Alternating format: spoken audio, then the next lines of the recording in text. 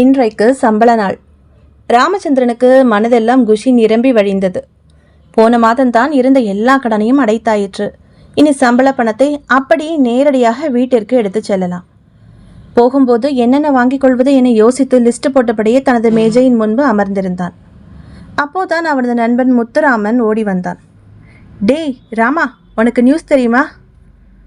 சம்பளம் எல்லாம் கையில் கிடையாதான், நம்ம அக்கௌண்ட்லேயே டிரான்ஸ்ஃபர் பண்ணுறாங்களாம். அப்படியா என்று ஒரு வினாடி அதிர்ந்தான் ராமச்சந்திரன். கையில் பணம் இல்லைன்னா எப்படிரா? கை செலவுக்கு என்ன பண்ணுறது? நீ என்னடா இப்படி இருக்க? இன்னைக்கு எல்லாமே ஆன்லைனில் தானே நடக்குது. அதோட கையில் பணம் இருந்தால் உடனே சரசரன்னு தண்ணியாக கரைஞ்சிடும் பாரு. இது தாண்டா பெஸ்ட்டு. ஓ, நீ அப்படி சொல்ல வரியா? ஆமாம். சரி, உனக்கு ஆன்லைன் டிரான்சாக்ஷன் பிடிக்காதுன்னா ஏடிஎம்லேருந்து பணம் எடுத்து கையில் வச்சுக்க. என்ன? சரிடா, நான் பார்த்துக்கிறேன். சிறிது நேரத்தில் சம்பள பட்டுவாடா முடிந்து அனைவரிடமும் கையெழுத்து பெறப்பட்டது. அனைவரது அக்கவுண்டிலும் பணம் நேரடியாக செலுத்தப்பட்டது. ஆஃபீஸை விட்டு வெளியே கிளம்பி வந்தான். வண்டியை கிளப்பினான். பக்கத்தில் அகர்வால் கடையில் குழந்தைகளுக்கு இனிப்புகளும் மனைவிக்கு பூவும் அம்மாவுக்கு மருந்தும் வாங்கி கொண்டு ஆன்லைனில் பணம் செலுத்தினான். சந்தோஷமாக இருந்தது. இது கூட நல்லா இருக்கே, சில்லற பிரச்சனை இல்லை. வழியில் தெரிந்த டாஸ்மாக் அவனை சுண்டி இழுத்தது. கையில் பணம் இருந்தால் இந்நேரம் உள்ளே நுழைந்திருப்பான். ஏனோ அக்கவுண்டிலிருந்து பணம் டெபிட் செய்ய அவனுக்கு மனம் வரவில்லை. கிளம்பிவிட்டான். மனைவிக்கு தெரிந்தால் சந்தோஷப்படுவாள். வழியில் சூதாட்ட கிளப் கண்ணில் பட்டது.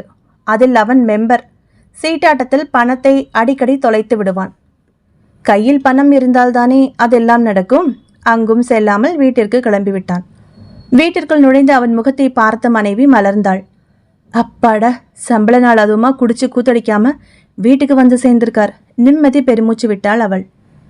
மனைவியிடம் வாங்கி அனைத்தையும் கொடுத்துவிட்டு கை கால் அலம்பிக்கொண்டு அவள் தந்த காஃபி பலகாரத்தை அருந்துவிட்டு படுக்கையில் உட்கார்ந்தபடி தனது போனை ஆன் செய்தான் ராமச்சந்திரன்.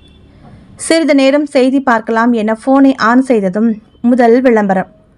உடனே நீங்கள் கோடீஸ்வரராக வேண்டுமா? 5000 ரூபாய் போனஸ், ரெஜிஸ்டர் செய்யுங்கள், விளையாடி பணம் சம்பாதிக்கலாம் என்ற விளம்பரம் அவன் கண்ணில் பட்டு உறுத்தியது.